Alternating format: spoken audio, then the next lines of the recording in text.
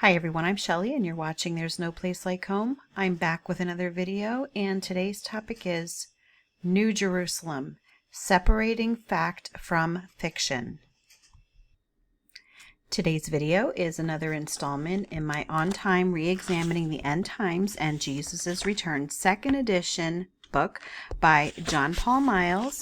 We are almost done with it. We are on chapter 25 out of 27, and today's chapter is called The New Jerusalem. What do you think of when you hear the term New Jerusalem? If you are a Christian, chances are you probably envision this enormous heavenly city that is one day going to physically come down and set upon the earth right where Jerusalem stands today. Now, some people believe that it is going to be shaped like a cube. Others believe that it is going to be shaped like a pyramid. And they base these theories on some measurements that are given in Revelation 21, which we'll actually talk about in a little bit. Now, this city, this New Jerusalem, if you go by those measurements, you will find that it is enormous. And I have read that it would be large enough to take up most of the United States, which causes a problem for if it's going to sit down on Jerusalem, because it would certainly take up more than just Jerusalem. So some people have said, well, it's not going to sit down on the earth. It's going to hover above the earth, and that is where the New Jerusalem is going to be. And it's really neat to think about, and it's really neat to think about this beautiful utopian world where God lives physically here on earth, or hovering just above the earth with man. But let's look at what the Bible actually says about New Jerusalem, because I think that what you will discover is that many of the notions that Christians today have about the New Jerusalem, including me just a couple of years ago, are actually based more on Christian tradition than on Scripture.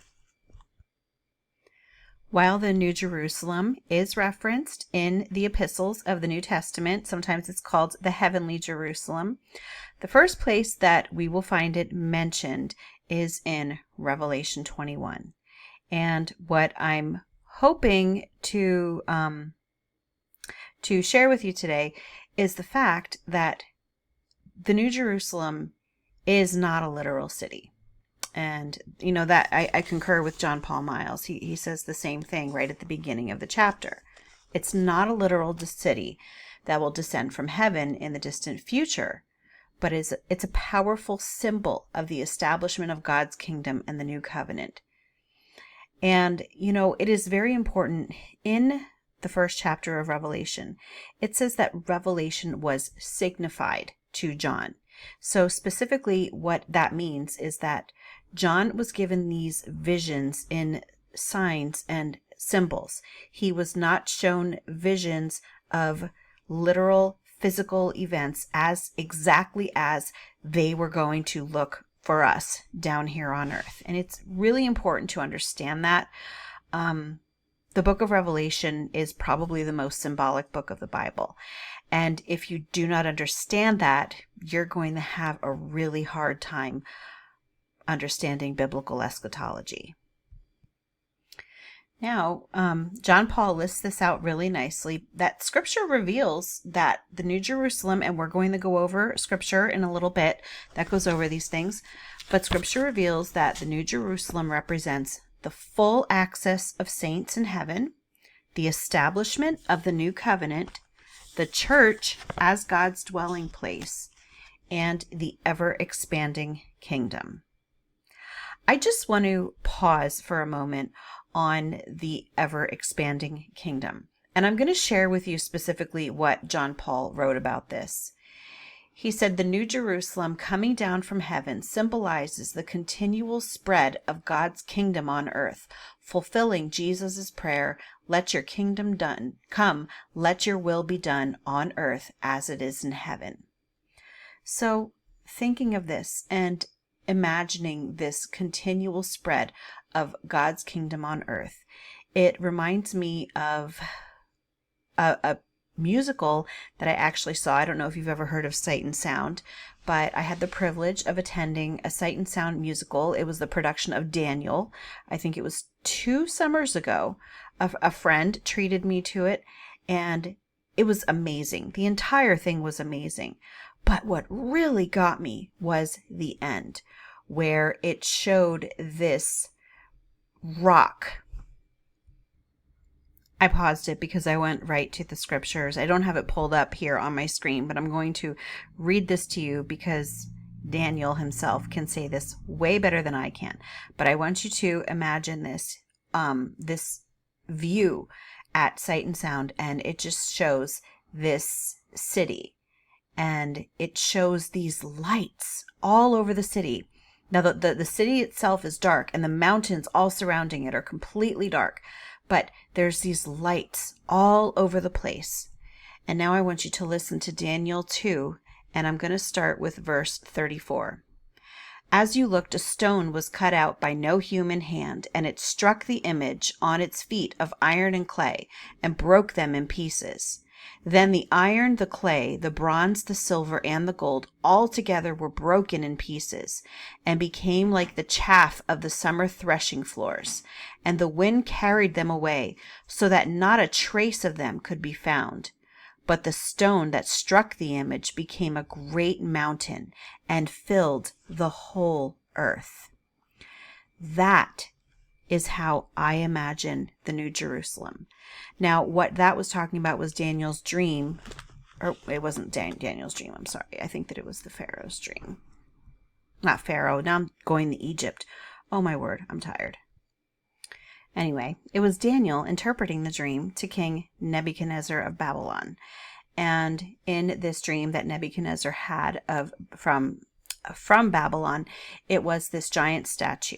And it represented these 4 successive kingdoms. The first kingdom was Babylon, and the second kingdom was the Medo-Persian kingdom.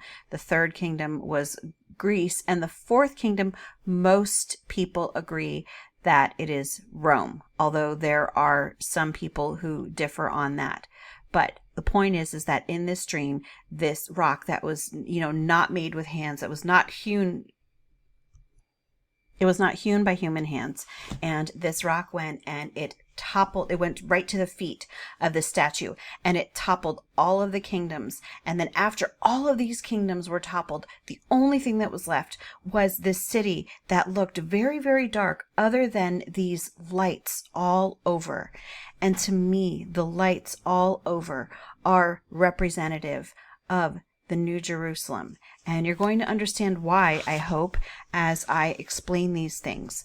Because, in my opinion, the New Jerusalem is wherever believers are. And so when we read, what John Paul wrote here, the New Jerusalem coming down from heaven symbolizes the continual spread of God's kingdom on earth. That's what I think of. I think of us being the light of the world, spreading his kingdom here. Now, when it comes to the New Jerusalem, the early Christians, they were eagerly awaiting this Jerusalem, this heavenly Jerusalem.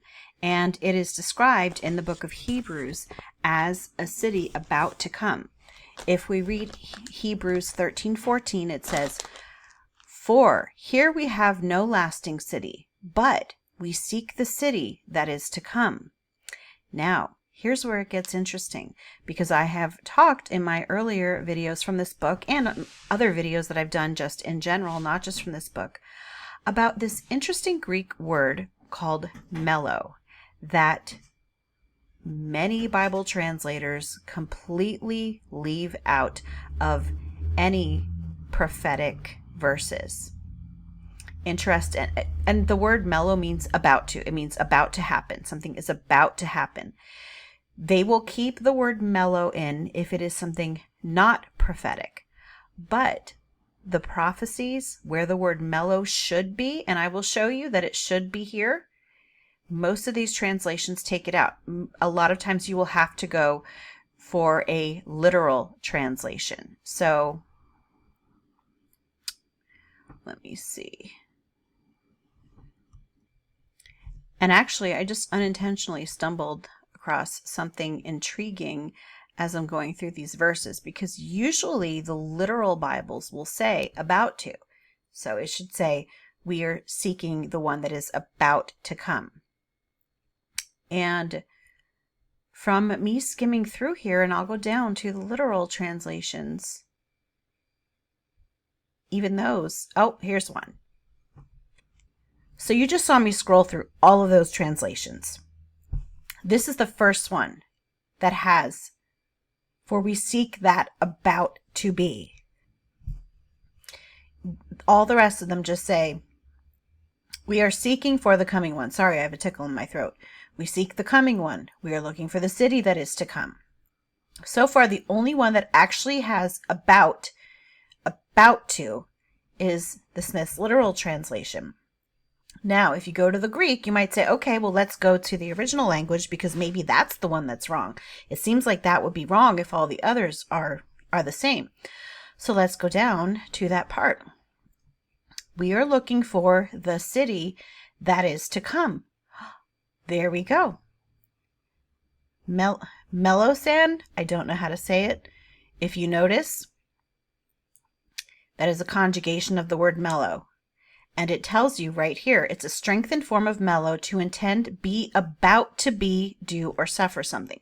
So all of these verses should say that for here we have no abiding city, but instead seek the one about to come.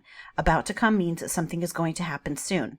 Yet they took that word out, all of those translations, and you can only wonder why. Regardless, though, the early Christians, they were eagerly awaiting this heavenly city that was about to come. The New Jerusalem is not a distant future hope, but a present reality. So many believers are waiting for the New Jerusalem to one day come descending out of heaven physically. But the reality is that the New Jerusalem is here now. At the bottom of page 257, it says, Paul explains that the story of Abraham serves as an allegory contrasting the Old and New Covenants. He associates the Old Covenant with the earthly Jerusalem of his time and the heavenly Jerusalem to come with the New Covenant, whose children are the believers. Now, I'm going to point out right here, because I know that people are going to be screaming in the comments saying, he just called Abraham an allegory. No, that's not what John Paul meant. John Paul certainly believes that Abraham was a historical character, that these things happened in history. But what I'm going to share with you right now from Galatians 4:21 to 26 is what serves as an allegory contrasting the Old and New Covenants. I had to say that because I know that some people jump the gun. So anyway, Galatians 4:21 to 26. Tell me, you who desire to be under the law, do you not listen to the law? For it is written that Abraham had 2 sons, one by a slave woman and one by a free woman. But the son of the slave was born according to the flesh, while the son of the free woman was born through promise. Now this may be interpreted allegorically. These women are 2 covenants. One is from Mount Sinai, bearing children for slavery. She is Hagar. Now Hagar is Mount Sinai in Arabia. She corresponds to the present Jerusalem, for she is in slavery with her children. But the Jerusalem above is free, and she is our mother. So Hagar is representative of the earthly Mount Sinai, of the earthly Jerusalem that was present at that time. But it was Sarah, the free woman, who was representative of the heavenly Jerusalem, the New Jerusalem. Now, I've mentioned several times now that the New Jerusalem is spiritual, is not a physical city that you can touch. But I know that there are those of you who are probably like screaming at me right now. But it gives actual physical dimensions. It does. It does give actual physical dimensions. And this is actually in Revelation 21:16. Let's see. I have so many Revelations pulled up, I don't know which one it is.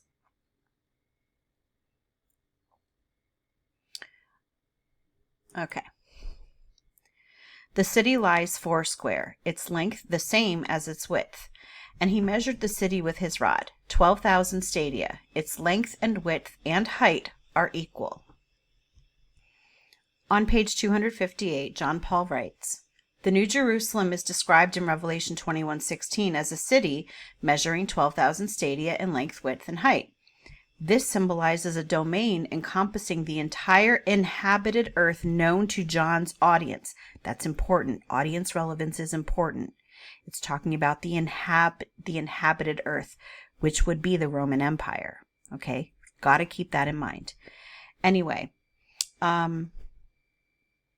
symbolizes a domain encompassing the entire inhabited earth known to John's audience, approximating the size of the Hellenized world of which the Jews of the diaspora were scattered. The cubic shape of the New Jerusalem mirrors the dimensions of the Holy of Holies in the ancient Jewish temple, which was also a perfect cube. So do you know what the Holy of Holies is? Most of you probably do. The Holy of Holies was the portion of the temple where only the high priest could enter. And that was the place where he took the sacrifice to make atonement to God. And yet this New Jerusalem is coming down with the exact dimensions of the Holy of Holies. So continuing on, it says, this signifies that God's presence would no longer be limited to the Holy of Holies in Jerusalem's temple, but would fill the earth and expand into the hearts of every believer, both Jewish and Gentile, completing God's promise to inherit the earth. So now I'm going to go to John chapter 4. And we're going to read verses 19 to 23, because this is about when Jesus foretold the time when worship would not only happen in the Jewish temple, but worship would take place anywhere on earth. And this passage is probably very familiar to you. The woman said to him, Sir, I perceive that you are a prophet. Our fathers worshipped in this mountain, and you people say that in Jerusalem is the place where men ought to worship. Jesus said to her, Woman, believe me, an hour is coming when neither in this mountain nor in Jerusalem will you worship the Father. You worship what you do not know. We worship what we know, for salvation is from the Jews. But an hour is coming, and now is, when the true worshipers will worship the Father in spirit and truth, for such people the Father seeks to be his worshipers. So he is telling her right then and there that we will worship in the spirit, not on this physical mountain in Jerusalem. And why is that? Because believers are now the new temple, as God makes his dwelling among them. Ephesians 2:21-22. In whom the whole building, being fitted together, is growing into a holy temple in the Lord, in whom you also are being built together into a dwelling of God in the Spirit. And then if we go to Revelation 3:12, it says, The one who conquers, I will make him a pillar in the temple of my God. Never shall he go out of it, and I will write on him the name of my God, and the name of the city of my God, the New Jerusalem, which comes down from my God out of heaven, and my own new name. So I see here Revelation 21 is not the first place where New Jerusalem is mentioned in Revelation. It is mentioned right here already in Revelation 3. So I stand corrected on that. But this is showing you that believers are now the new temple. So if you're looking for a physical third temple to be built in Jerusalem so that they can sacrifice a red heifer there, no, that's not scriptural. That is something else that is based on Christian, I'd say dispensationalist tradition. So now let's talk specifically about who Revelation, or what Revelation says is the New Jerusalem. because guess what? It says it. Just like the book of Revelation tells us very clearly who Babylon the harlot was, and it wasn't America or the UN or the EU. It was Old Covenant Israel, Old Covenant Jerusalem. Very clear about that. This is something else that Revelation is very clear about, yet somehow people miss it. It tells us specifically who the New Jerusalem is. And yes, I said who, and you will see why. Because in Revelation 21:2, it says, "And I saw the holy city, New Jerusalem, coming down out of heaven from God, prepared as a bride adorned for her husband." I'm also going to come down here to verse 9. "Then came one of the 7 angels who had the 7 bowls full of the 7 last plagues, and spoke to me, saying, 'Come, I will show you the bride, the wife of the Lamb.' And he carried me away in the Spirit to a great high mountain, and showed me the holy city Jerusalem, coming down out of heaven from God." So, right here in verse 9, we have one of the 7 angels saying to John, "I am going to show you the bride, the wife of the Lamb." And he takes him and he shows him the New Jerusalem. Because, up in verse 2, it tells us that the New Jerusalem came down out of heaven like a bride adorned for her husband. So now the question that hopefully you know the answer to is this: who is the bride of Christ? Well, we can actually go to scripture for that. Ephesians 5:25. "Husbands, love your wives, just as Christ loved the church and gave himself up for her." So, husbands, love your wives just as Christ loved the church. Let's go to 2 Corinthians. 2 Corinthians 11:2. "For I feel a divine jealousy for you, since I betrothed you to one husband, to present you as a pure virgin to Christ." Do you see a pattern? Are you finding any clues as to who this bride is? Let's go to Revelation 19:7. "Let us rejoice and exult and give him the glory, for the marriage of the Lamb has come, and his bride has made herself ready." Who is this talking about? This is the church. The church is the bride of Christ. The bride of Christ is the New Jerusalem. Therefore, the church is the New Jerusalem. The body of believers is the New Jerusalem. Wherever believers are, that is the New Jerusalem. I honestly don't understand how it could be any clearer than that, than who the New Jerusalem is. There are so many passages in the Bible that are clearly defined that so many, I'm going to say futurists, that so many futurists get wrong. They just completely misunderstand it, and they follow this lore that came from Christian tradition or sometimes from popular fictional book series like Left Behind, when the answer is right there in Scripture. It tells you, it defines the New Jerusalem. It is not a physical city that is going to physically come down and take up, all of this space or hover above the earth. The New Jerusalem is the bride of Christ. And I also want to, make mention that John was taken there in the Spirit. He was shown the New Jerusalem in the Spirit. And for me, just as I was talking about the last scene in the Daniel production that I saw at Sight and Sound, to me, John saw these things in the Spirit, because maybe when you're in the Spirit, you can see the believers as lights. Maybe in the Spirit, you can see these manifestations of the New Jerusalem in a way that we can't here on earth.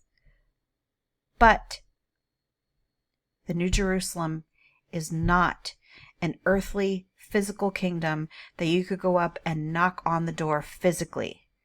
This is spiritual, and the New Jerusalem, if you are a believer, you are already part of it. That's all that I have for you today. If you like this video, give it a thumbs up. If you haven't subscribed and would like to hear more of what I have to say, I would love if you would do that. If you have any questions or comments, you can leave one down below. And if you like my work and would like to become a channel member, I will leave a link in the description box for that as well, or you can just click on it right on my channel page. And I hope you have a great day.